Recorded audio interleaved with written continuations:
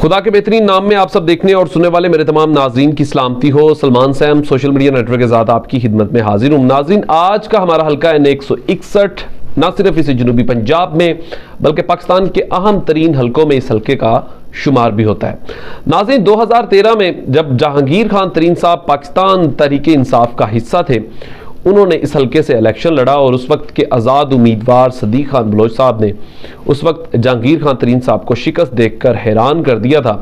दो बड़े नाम ज़िला लोधरा में सदीक खान बलोच साहब भी एक बहुत बड़ा नाम है और इसी तरह जहांगीर खान तरीन साहब भी उस वक्त जब वो पाकिस्तान तहरीके इंसाफ का हिस्सा थे तो वो इमरान खान साहब के करीबी साथी भी, सबसे करीब जो थे लोगों में उनका शुमार भी होता था। तो ये एक बड़ा अपसेट था उस वक्त के जहांगीर खान तरीन साहब जो है वो यहाँ से इलेक्शन हार गए। फिर सदीक बलोच साहब की डिग्री का इशू बना और उन्हें नाहल कर दिया गया।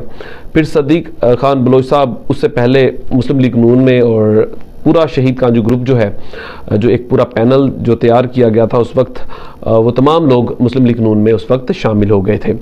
फिर सदीक खान बलोच साहब की नाहली के बाद यहाँ से इकबाल शाह साहब ने इलेक्शन लड़ा, जो कि एक पीर घराना है और बड़ी उन्हें यहाँ पे अहमियत हासिल है, लोग उनकी रिस्पेक्ट करते हैं और नहायत शरीफ इंसान है वो खुद। तो उन्होंने उस वक्त फिर दोबारा अली तरीन साहब को यहाँ पर शिकस्त दे दी। फिर जहांगीर खान तरीन साहब के बेटे ने यहाँ से इलेक्शन लड़ा लेकिन वो भी नहीं जीत पाए।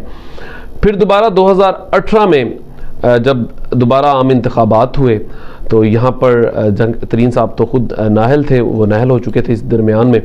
तो 2018 में फिर मियाँ शफीक अराई साहब को यहाँ पर टिकट दिया गया कि वो यहाँ से N 161 में सदीक खान बलोच साहब जब वो दोबारा अहल हो गए तो उनके साथ वो यहाँ पर मुकाबला करें।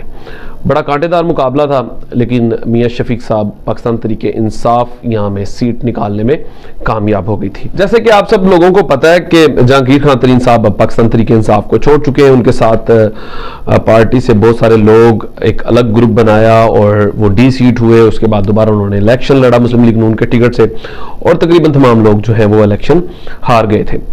अच्छा, सबसे पहले तो मैं जो मेरे पास अब खबर है, जराए कहते हैं कि काफ़ी हद तक ये इम्कान है कि जहांगीर खान तरीन साहब की नाहली ख़त्म हो जाएगी, वो अहल हो जाएंगे और वो खुद दोबारा इलेक्शन भी लड़ सकते हैं।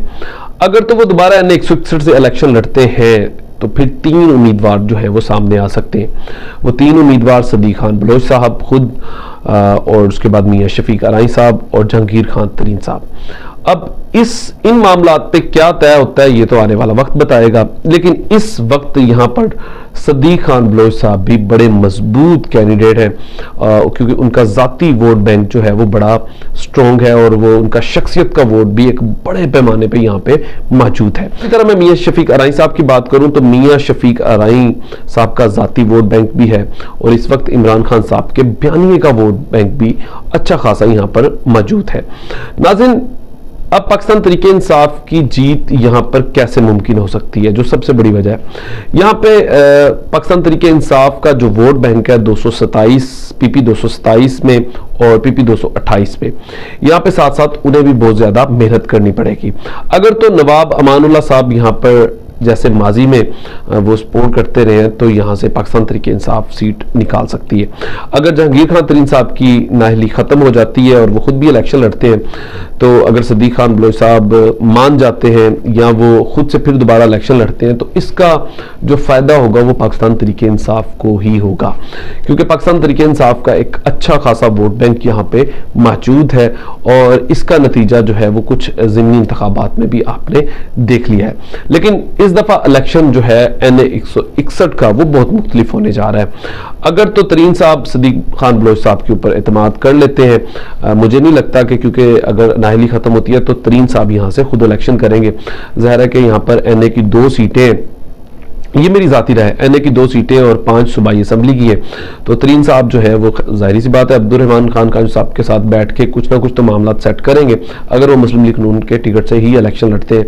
अगर वो किसी और पार्टी में जाते हैं या अलग पार्टी बनाते हैं तो फिर इसका जो इम्कानात है वो सियासी इम्कानात हैं वो फिर बहुत ज़्यादा मुख्तलिफ हो जाएंगे। लेकिन इन तमाम मामलात में अगर दोनों बड़े आकर दोबारा इलेक्शन यहाँ पर लड़ते हैं तो इसका फ़ायदा जो होगा वो डायरेक्टली वो पाकिस्तान तहरीके इंसाफ को होगा। अगर यहाँ पर N 160 पे अगर नवाब अमानुल्लाह साहब चले जाते हैं और वो यहाँ पर इलेक्शन 227 पे आकर नहीं लड़ते तो फिर भी पाकिस्तान तहरीक इंसाफ यहाँ पर काफ़ी हद तक कमज़ोर हो जाएगी, क्योंकि यहाँ पर नवाब साहब की शख्सियत का भी अच्छा खासा वोट यहाँ पर मौजूद है, क्योंकि वो मिलनसाज इंसान है और लोगों के साथ जाकर बड़ा मिलते हैं।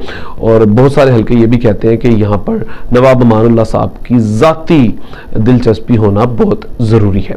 इस हल्के का फैसला आने वाला वक्त ही करेगा जब इलेक्शन होंगे, लेकिन ये हल्का बाकी हल्कों से बहुत ज़्यादा मुख्तलिफ है।